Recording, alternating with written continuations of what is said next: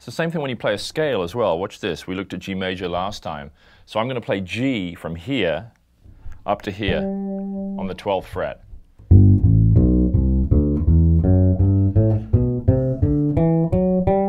then I'm going to move back down.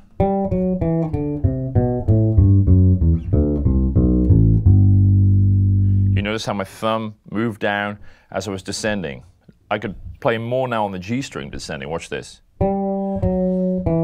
See, it's staying static. Now as I move down to the D string, A string, E string, and we've ended up with my thumb on the B string again. If I stop playing that note, there's nothing else ringing. So that's really important. Now, you can try that very slowly at home if this is new for you. By just doing this, take the open strings on your bass. Doesn't matter if it's a 4-string, 5, or a 6-string. And just doing this, it's a really simple exercise. And then we're going to apply this to the little arpeggio exercise. You can just do this. Just pluck the string like this, just doing quarter notes. Then up to the next string.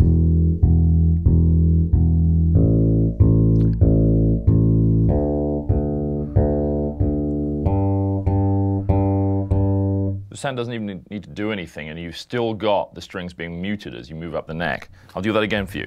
So we'll play 4 notes on each string, just open strings.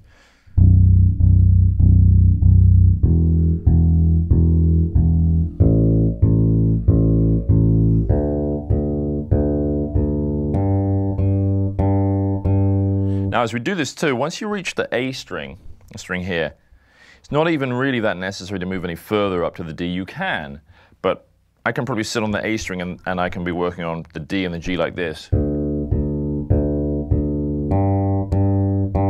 what happens is, as you play the G string, you get a rest stroke, which means you bring the finger down onto the D, which is automatically damping the D each time anyway. So watch that again.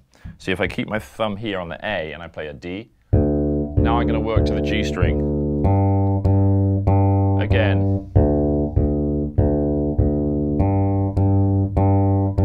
See? That works really well to damp. So now I'll go from the bottom string again one more time, and then we'll apply this to that G major arpeggio. So start on the B string. 4 quarter notes on each string. 1, 2, 3, 4.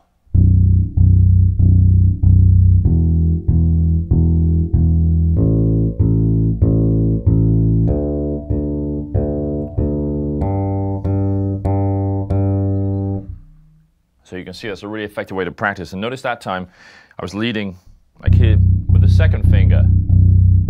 I'm starting each string with the second finger.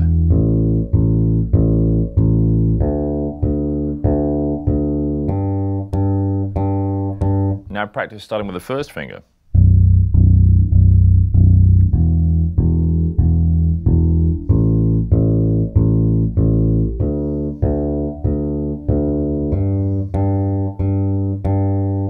Great practice just to alternate which finger you lead with.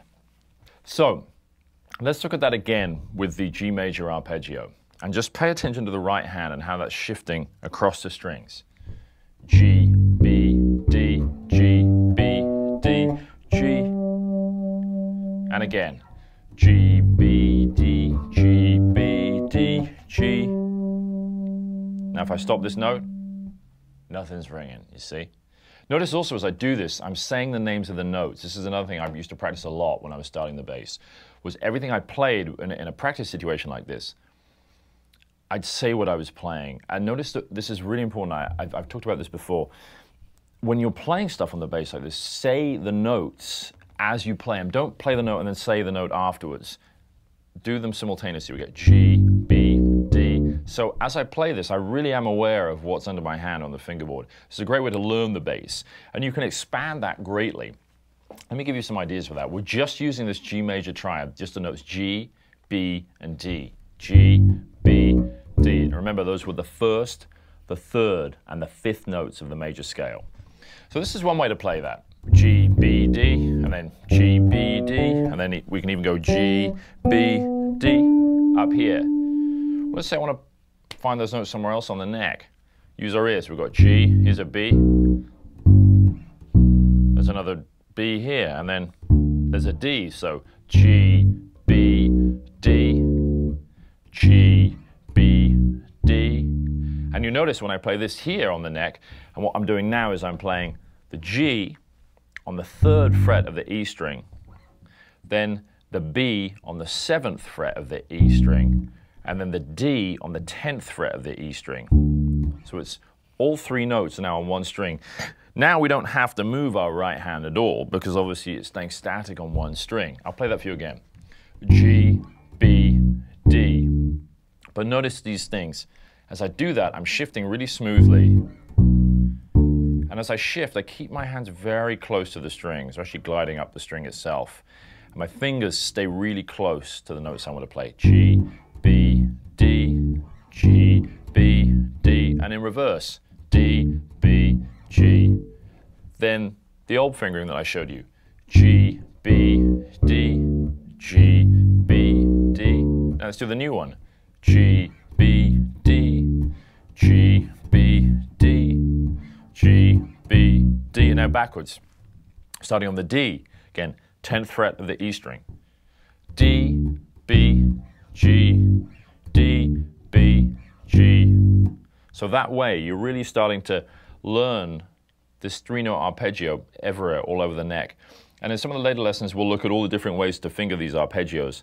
But this starts you off with some ideas on just how to play the basic 3-note triad or arpeggio and work on developing your technique at the same time, which is really good because we're learning the neck and the notes and working on technique simultaneously. And personally, I always think that's a good idea to get more value out of your practice time, to be doing 2 things at once, thinking of technique and learning the instrument. So to recap those basic things, we've got the G major triad, G, B, D, then we shift, G, B, D, to our 2nd finger again, to the 5th fret here on the D string. We find our G again, G, B, D, and then the octave here on the 12th fret, the G. So G, B, D, G, B, D, G. And again, notice smooth shifting.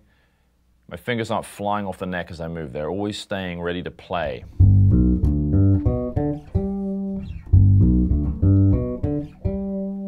And I'm trying to really disguise the shift. You don't hear too much sliding on the instrument. And with the right hand, as I play that, let's just look at that again and how that moves across the strings following this. G, B, D, G, B, D, G. And I'll slow that down. G, B, D, G, B, D, G. So there you have it, a good way to start practicing just simple arpeggios on the bass. Saying the names of the notes and keeping the hands close to the fingerboard and the strings.